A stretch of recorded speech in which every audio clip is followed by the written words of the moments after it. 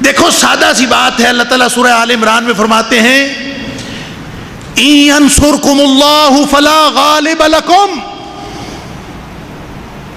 اگر اللہ تمہاری مدد کر رہا ہو نا تو تم کبھی مغلوب نہیں ہو سکتے، تمہارے اوپر کوئی چیز غالب نہیں آ سکتی، نہ دشمن غالب آ سکتا ہے، نہ تمہارے مسائل تمہارے اوپر غالب آ سکتے ہیں، نہ تمہاری مصیبتیں تمہارے اوپر غالب آ سکتی ہیں، کوئی تمہارے اوپر غالب نہیں آ سکتا۔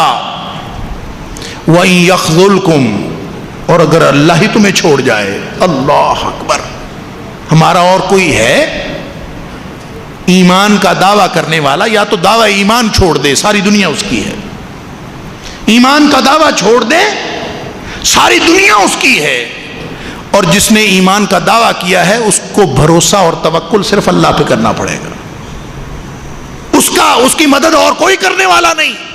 فرمایا ینصرکم اللہ فلا غالب لکم، اگر اللہ تمہاری مدد کرے گا تو تم کبھی مغلوب نہیں ہو سکتے۔ وَإِن يَخْذُلْكُمْ، اگر وہی تمہیں چھوڑ گیا، فَمَنْ ذَا الَّذِي يَنصُرُكُم مِّن بَعْدِهِ، تو تمہاری مدد کرنے والا کون ہوگا؟ پوری دنیا میں تمہاری مدد کرنے والا کوئی نہیں۔ وَعَلَى اللَّهِ فَلْيَتَوَكَّلِ الْمُؤْمِنُونَ، اگر دل میں ایمان ہے تو مومنوں کا بھروسہ تو صرف اللہ پر ہوتا ہے۔ اگر اس طرح کا بھروسہ اللہ پر ہے تو پھر اللہ تعالیٰ جس کا ہوتا ہے وہ رسوا نہیں ہو سکتے، وہ مغلوب نہیں ہو سکتے۔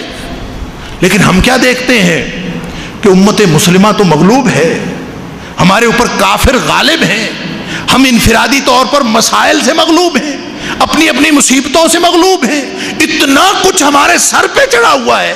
اس کا صاف مطلب ہے کہ ہمارا اللہ ہمارے ساتھ نہیں، تو واپس آئیں گے تو اللہ ساتھ ہوگا نا۔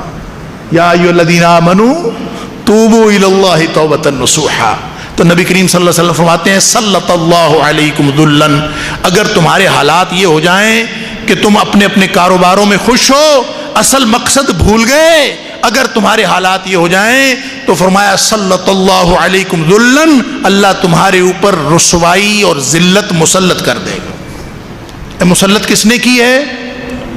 اللہ نے۔ ہٹائے گا کون؟ وہی ہٹائے گا تو ہٹے گا، اور وہ کیسے ہٹائے گا؟ فرمایا لا ینزعہ، وہ اس کو کبھی نہیں ہٹائے گا، حتی ترجعوا الی دینکم، جب تک تم اپنے دین کی طرف واپس نہیں آؤ گے وہ اس کو واپس نہیں ہٹائے گا۔ اب یہ اندازہ کر لیجئے، اب یہ ہے وہ واپسی جو اللہ تعالیٰ فرما رہے ہیں یا ایھا الذین آمنوا توبوا الی اللہ توبۃ نصوحا، واپس آ جاؤ اپنے اللہ کی طرف۔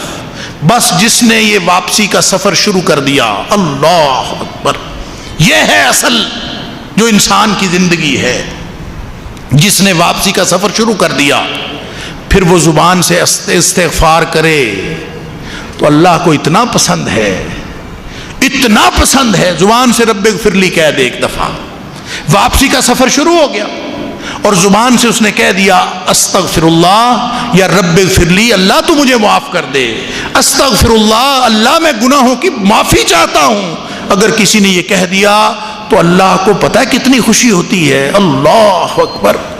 نبی کریم صلی اللہ علیہ وسلم نے مثال بیان فرمائی، بخاری شریف کے اندر ہے، کہ جیسے کوئی شخص جو صحرا کے اندر راستہ بھول گیا اور اپنا اونٹ کے اوپر سارا مال اسباب اس کا لدا ہے اور کسی جگہ وہ سستانے کے لیے لیٹا تو آنکھ کھلی تو دیکھا تو اس کا اونٹ کوئی نہیں، میلوں لمبا چوڑا صحرا ہے، اس کا اونٹ بھی غائب ہے، اس کا کھانے پینے کی چیزیں بھی غائب ہیں، سب کچھ غائب ہے۔ اب وہ سمجھتا ہے کہ سوائے موت کے اس کا کوئی اور انجام نہیں، موت ہی ہے اور کچھ نہیں، لہذا وہ سوچتا ہے کہ میں یہاں سے چلوں گا تو بھی موت ہے، یہاں پہ بیٹھا رہتا ہوں، موت ہی آنی ہے تو پھر ادھر ہی بیٹھا رہتا ہے تو تھوڑی دیر بعد اس کی پھر آنکھ لگ جاتی، آنکھ لگتی ہے اور پھر جب آنکھ کھلتی ہے وہ دیکھتا ہے اس کا اونٹ تو سامنے کھڑا ہے اس کے پاس، اللہ اکبر۔ نبی کریم صلی اللہ علیہ وسلم فرماتے ہیں، وہ کہتا ہے اللہم انت عبدی وانا ربک، اللہ تو میرا بندہ اور میں تیرا رب۔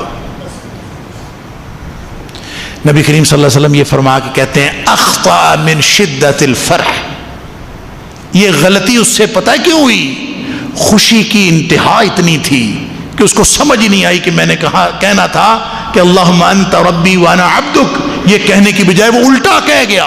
اخطا من شدت الفرح، اتنی خوشی ہوئی کہ اس کو سمجھ نہیں آئی کہ میں نے کیا کہنا ہے، اور اس نے کہا اللہ تو میرا بندہ اور میں تیرا رب. نبی پاک صلی اللہ علیہ وسلم نے فرمایا جتنی خوشی اس شخص کو ہی ہے نا یہ اونٹ واپس آنے کی اور زندگی بچ جانے کی، اللہ کو بندے کی توبہ پر اس سے زیادہ خوشی ہوتی. واپس آئے تو صحیح، واپس اللہ کی طرف آئے تو صحیح، آ کے اللہ کے دربار سے کچھ حاصل کرنے کی کوشش تو منہ سے مانگے تو صحیح کہ اللہ میں تیرا ہوں.